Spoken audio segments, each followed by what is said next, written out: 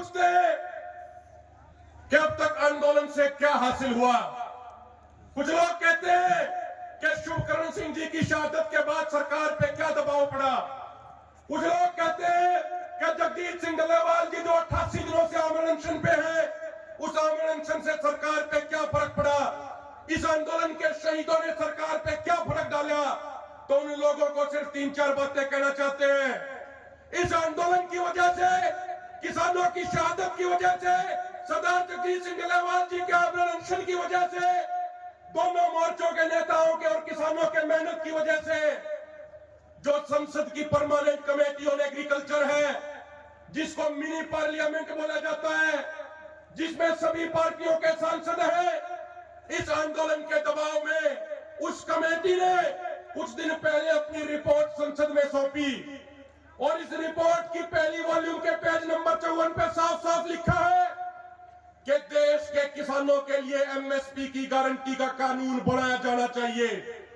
इससे न सिर्फ अर्थव्यवस्था को बल्कि ग्रामीण अर्थव्यवस्था को बहुत ज्यादा फायदा होगा, किसानों को फायदा होगा, पूरे देश को फायदा होगा।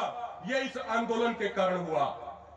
कुछ लोग जो पहले कहते थे, जो भूले भटके लोग कहते थे कि सफेद पे काले से लिखवा लो, एमएसपी नहीं मिलेगी, इस आंदोलन की वजह से पिछले 1 साल से उनको भी एमएसपी गारंटी कानून की बात करने पे मजबूर होना पड़ा है। आज वो भी एमएसपी गारंटी कानून की बात कर रहे हैं। ये आंदोलन की देन है। पहले सरकारें कहती थी, कुछ सरकारी और दरबारी अर्थशास्त्री कहते थे कि एमएसपी गारंटी कानून बन गया तो महंगाई बहुत हो जाएगी, व्यापारियों का क्या होगा, व्यापारी सामान खरीदना बंद कर देंगे।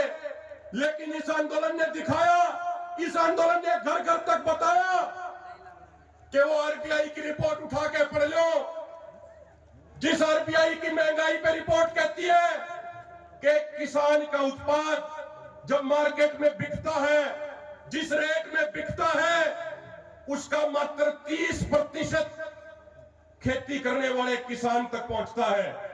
30% से भी कम पहुंचता है। बाकी 70% व्यापारियों के पास, बिचौलियों के पास चला जाता है।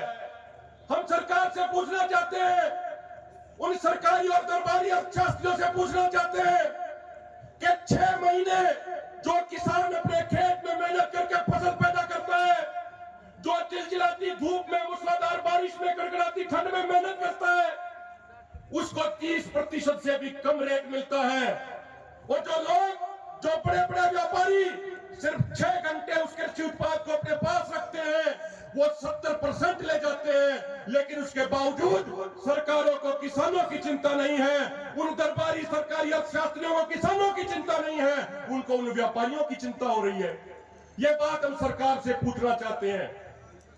साथियों, एक बात हम बिल्कुल स्पष्ट कर दें, कुछ लोग भ्रमित हो जाते हैं या कुछ लोग जानबूझ के भ्रमित करते हैं, तथ्यों के साथ, आंकड़ों के साथ एक एक बात का जवाब देते आए हैं। अभी हमारा पूरा ध्यान, हमारी पूरी ताकत, पूरी ऊर्जा सरकार के साथ होने वाली मीटिंग में बातचीत की टेबल पे किसानों का पक्ष मजबूती से रखने के लिए लगी हुई है और पूरी मजबूती से, पूरी ईमानदारी से, तथ्यों सहित पे पहले भी बातें रखी और आगे भी रखेंगे। और अगर किसी भाई को कोई भ्रम रह गया हो तो आने वाले दिनों में सबूतों, तथ्यों के साथ भ्रम भी दूर करने का कार्य करेंगे। हम देश के किसानों से यह कहना चाहते हैं कि देश के सभी किसानों की 23 फसलों, उनकी 100% एमएसपी पे खरीद कराने के लिए लड़ाई पिछले 1 साल से लड़ रहे हैं। और देश के सभी किसानों की, सभी फसलों की 100% एमएसपी पर खरीद कराने का गारंटी कानून बनाएंगे। इस लड़ाई को अंजाम तक पहुंचाएंगे। भाईचारे के सहयोग से, उस परमात्मा वाहिगुरु प्रकृति के आशीर्वाद से इस लड़ाई को जरूर जीतेंगे।